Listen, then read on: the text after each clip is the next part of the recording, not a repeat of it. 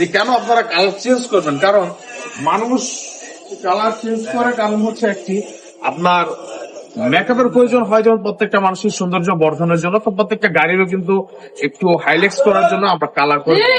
আমি আপনাদেরকে একটু টাচ আপের ব্যাপারটা দেখাই, তাহলে আপনারা বুঝতে পারবেন। এই যে গাড়িটি যে কাজ করা হচ্ছে মূলত এইগুলোকে বলা হয় টাচ, মানে একই রঙের মধ্যে যে কাজগুলো করা হয়। আসসালামু আলাইকুম, আশা করি আলহামদুলিল্লাহ সকলেই ভালো আছেন। তো আজকে আপনাদেরকে যে জায়গাটায় নিয়ে এসেছি মূলত এখানে আমরা কিন্তু আমাদের শোরুমের ম্যাক্সিমাম কাজগুলো করা হয়, আর কাজগুলো কিন্তু আপনারা দেখতেই পাচ্ছেন। এখানে কিন্তু আমরা মূলত একটি গাড়ি ডেন পেন করতেছি, বা গাড়ির যে কন্ডিশনটা দেখি বোঝা যাচ্ছে এখনো পর্যন্ত কিন্তু আপনার একদম ফুললি টাচ আপের যে পজিশনটা সেটা না, এটা কিন্তু আমরা টোটালি ডেন পেন্টের কাজটা করতেছি। তো অনেকেই টাচ আপ আর ডেন পেন্টের যে বিষয়টা সেটা কিন্তু বুঝে না।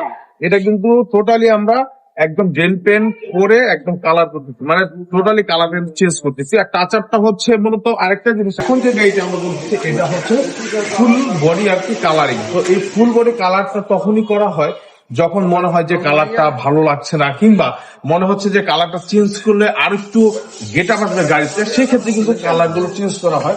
আর কালার চেঞ্জ করা কিন্তু খুবই ভালো আমি যদি বলি, তো সেক্ষেত্রে কিন্তু আলহামদুলিল্লাহ এই গাড়িটি আমরা কালার করছি এখন, এবং খুবই ভালো একটি কন্ডিশনে কিন্তু অলরেডি ফুটে উঠেছে। যখন ফিনিশিং হবে ইনশাল্লাহ আমরা দেখাবো গাড়িটা কতটা গর্জিয়াস লাগতেছে। তো তারপরে যদি কারো কোনো মতামত থাকে অবশ্যই জানাবেন ইনশাল্লাহ। আসসালামু আলাইকুম।